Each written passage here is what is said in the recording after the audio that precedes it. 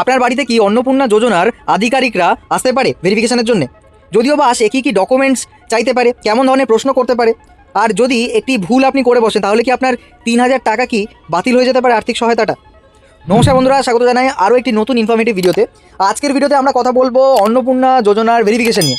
দেখুন বন্ধুরা, ইতিমধ্যে কিন্তু নানান সূত্র মারফত জানা যাচ্ছে এবং আমাদের এই চ্যানেলে যারা নিয়মিত দর্শক তাদের তরফ থেকে একটা স্পষ্ট বার্তা কিন্তু আমাদের কাছে আসছে প্রতিনিয়ত, যে তাদের বাড়িতে বাড়িতে কিন্তু ভেরিফিকেশনের জন্য লোক যাচ্ছে। অন্নপূর্ণা যোজনার এই যে ভেরিফিকেশান, সেটা কিন্তু ইতিমধ্যেই অনেক দর্শকেই ফেস করেছেন। তাদের তরফ থেকে কিছু ইনফরমেশন আমরা পেয়েছি, সেই নিয়ে কিন্তু আজকের এই ভিডিওটা।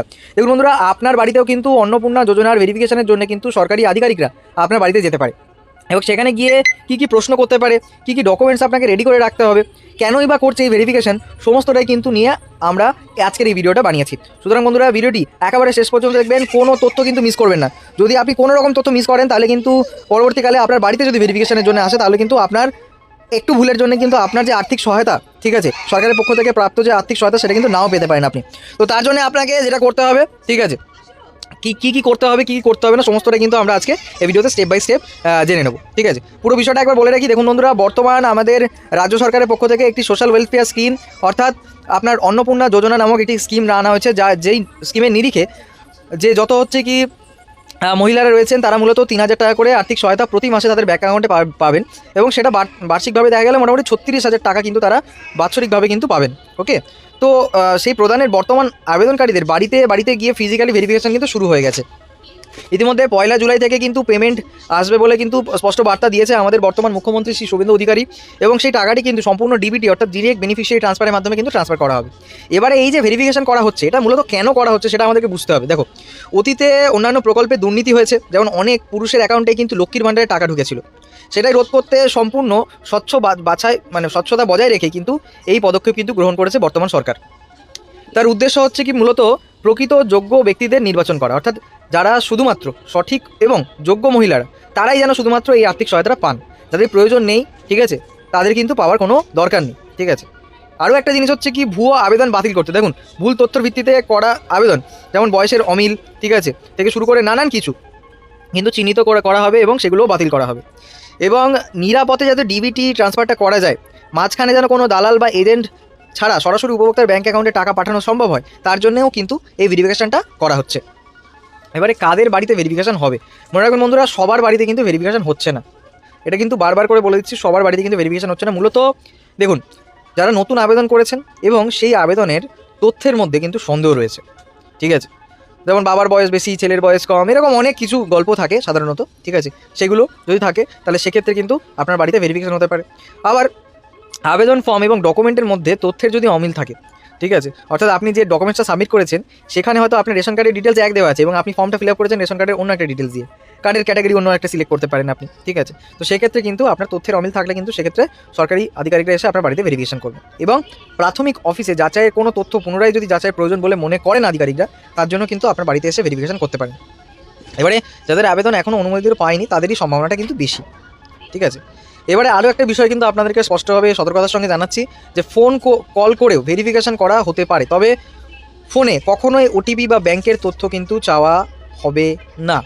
অর্থাৎ আপনার যদি ভেরিফিকেশনের প্রয়োজন হয়, আইদার আপনার বাড়িতে আসতে পারে, তাহলে কিছু কিছু ক্ষেত্রে আপনার বাড়ি থেকে যদি অঞ্চল কাছে হয় সেক্ষেত্রে আপনার বাড়িতে নাও যেতে পারে, ডিরেক্ট আপনাকে ফোন কলে কিন্তু ভেরিফিকেশন করতে পারে। কিন্তু একটা জিনিস মাথায় রাখবেন বন্ধুরা, যে কোনো রকম ওটিপি বা ব্যাংকের ডিটেলস কিন্তু শেয়ার করবেন না।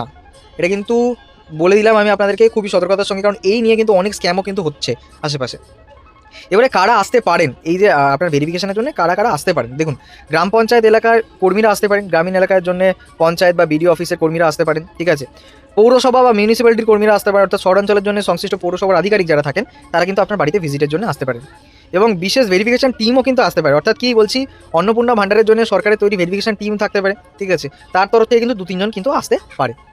অর্থাৎ আপনাকে বুঝে নিতে হবে যে সরকারি আধিকারিকরা আপনার বাড়িতে যদি আসে তাহলে সম্ভাব্য কী প্রশ্নগুলো করতে পারে, ঠিক আছে। এবার আমরা সেটাই জানবো, ঠিক আছে। মূলত দেখুন, সরকারি আধিকারিকরা মূলত ফর্মে দেওয়া তথ্যগুলো মিলিয়ে দেখবেন, নিচের বিষয়গুলোর ওপরে জোর দেওয়া হচ্ছে, যেমন পরিবার ও তার আয়ের তথ্য, এটা ঠিকঠাক রয়েছে কিনা, ঠিক আছে, পরিবারের মোট সদস্য সংখ্যা কত, ঠিক আছে, পরিবারে কি কেউ সরকারি সুবিধা পাচ্ছেন সেটাও, পরিবারে কি কেউ সরকারি চাকরিতে কর্মরত সেটাও, আবেদনপত্রে দেওয়া আয়ের তথ্যর সাথে বাস্তবে অবস্থার কি মিল আছে কি নেই সেটাও কিন্তু প্রশ্ন করতে পারে।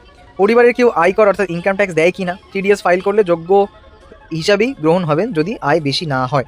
ওকে, এছাড়াও কিন্তু সম্পত্তি এবং বাড়ির মানে অবস্থা সম্পর্কেও কিন্তু যাচাই করতে আসতে পারে, অর্থাৎ আপনার বাড়িতে 3টি বা তার বেশি পাকা ঘর আছে কিনা।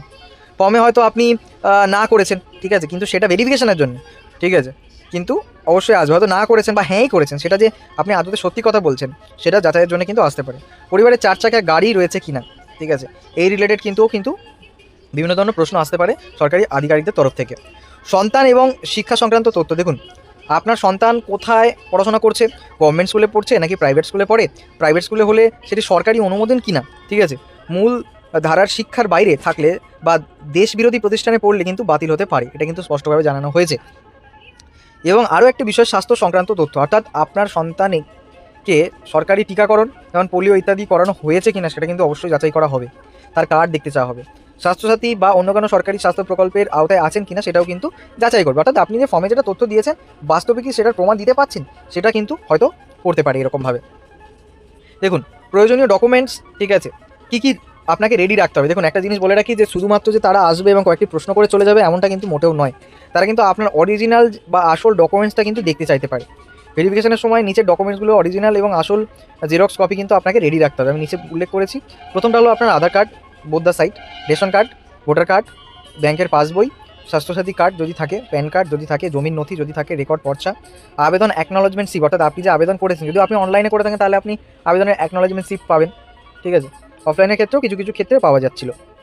এবারে যদি সরকারি আধিকারিকরা আপনার বাড়িতে আসে তাহলে আপনি কি করবেন আর কি করবেন না সেটা হচ্ছে কি আপনাকে আমি বলে দিই একটুখানি। দেখুন প্রথম কথা হচ্ছে কি করবেন না সেটা বলি, ভুল বা ভুয়ো তথ্য একদমই দেবেন না, হলে কিন্তু হিতে বিপরীত হতে পারে। অন্য কোনো ব্যক্তির নথি ব্যবহার একেবারেই করবেন না, কোনো দালাল বা এজেন্টকে একেবারেই টাকা দেবেন না, অচেনা ব্যক্তিকে ওটিপি বা ব্যাংকের গোপন যে তথ্য সেটা কিন্তু মোটেও শেয়ার করলে চলবে না। ওকে, এবারে প্রশ্ন হলো কী করবেন তাহলে। সঠিক এবং সত্য তথ্য দিতে হবে আপনাকে, আবেদনপত্রে দেওয়া তথ্যের সাথে মিল রেখে কিন্তু আপনাকে সম্পূর্ণ উত্তরটা দিতে হবে এবং সেটা অবশ্যই সত্য হতে হবে। প্রয়োজন হলে সমস্ত ডকুমেন্টস আসল কপিও দেখাতে হতে পারে। সরকারি কর্মীর পরিচয়পত্র আইডি কার্ড দেখেই তবেই কিন্তু সমস্ত তথ্য দেবেন, অর্থাৎ যে কেউ আপনার বাড়িতে চলে আসলো এসে বলছে যে আমি ভেরিফিকেশনের জন্য এসেছি, এমনটা কিন্তু আপনারা বোকামি করবেন না। অবশ্যই তাদের কাছ থেকে তাদের আইডি কার্ড দেখবেন, সেটাকে ভেরিফাই করবেন, তারপরে সমস্ত ডিটেলস দেবেন, ঠিক আছে, এটা আপনার অধিকার।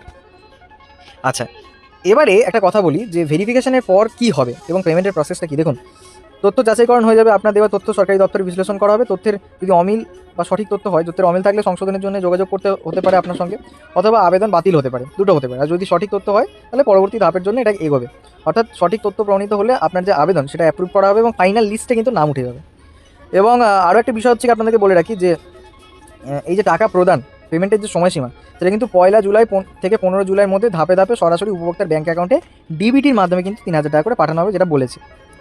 এবারে দেখুন স্ট্যাটাস চেক অ্যালার্ট বলতে দেখুন বর্তমানে সাধারণ জনগণের জন্য অনলাইনে আবেদন ফর্মের স্ট্যাটাস দেখার কোনো অপশান কিন্তু এখনও চালু হয়নি, ভবিষ্যতে চালু হলে কিন্তু জানিয়ে দেওয়া হবে, আর আমাদের এই চ্যানেলের মাধ্যমে কিন্তু আপনারা ভালো করে জানতে পারবেন। আরও একটা বিষয় আপনাকে টিপস দিয়ে রাখি, সেটা হলো ভেরিফিকেশনের নামে প্রচুর কিন্তু ফ্রড বা স্ক্যাম হচ্ছে। অচেনা ব্যক্তি আসলে অবশ্যই আইডি কার্ড ছবি তুলে রাখবেন এবং ব্যাংকের ডিটেলস শেয়ার করবেন না, কারণ ব্যাংকের ডিটেলস কোনোভাবেই তারা নেওয়ার জন্য কিন্তু যোগ্য নয়, ঠিক আছে।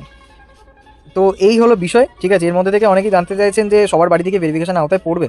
দেখুন এটা না, শুধুমাত্র যাদের ফর্মে যদি ত্রুটি সন্দেহ বিচ্যুতি কিছু থাকে তারাই শুধুমাত্র ভেরিফিকেশন আওতায় তাদের বাড়িতে হতে পারে।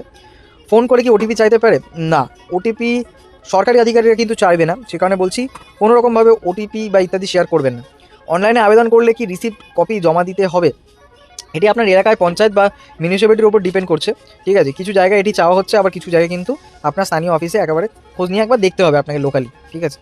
এবারে প্রশ্ন হলো টাকা কবে ঢুকবে। দেখুন ইতিমধ্যেই কিন্তু জানানো হয়েছে, ঠিক আছে, যারা জুন মাসে আবেদন করেছেন তাদের টাকা কিন্তু সাধারণত 1 জুলাই থেকে 15 জুলাইয়ের মধ্যে ব্যাঙ্ক অ্যাকাউন্টে আসার সম্ভাবনা রয়েছে। তো বন্ধুরা এই ছিল সম্পূর্ণ তথ্য, আশা করি আপনাদের সমস্ত তথ্য বোঝাতে পেরেছি এবং কিভাবে আপনারা এই ভেরিফিকেশানে সরকারের সঙ্গে কোঅপারেশন করবেন সেটাও কিন্তু আমি আপনাদেরকে জানিয়ে দিয়েছি। সুতরাং বন্ধুরা আজকের ভিডিওটা এখানেই শেষ করছি, আশা করি আপনাদের ভিডিওটা সম্পূর্ণ বুঝতে পেরেছেন। যদি আপনার কোনো রকম ডাউট থাকে অবশ্যই কিন্তু আমাদের কমেন্টে জানাতে পারেন, আমরা কিন্তু সেটা রিজলভ করে দেবো। দেখা হচ্ছে পরে কোনো একটি নতুন ভিডিওতে। Till then tata, bye bye, take care, ভালো থাকবেন।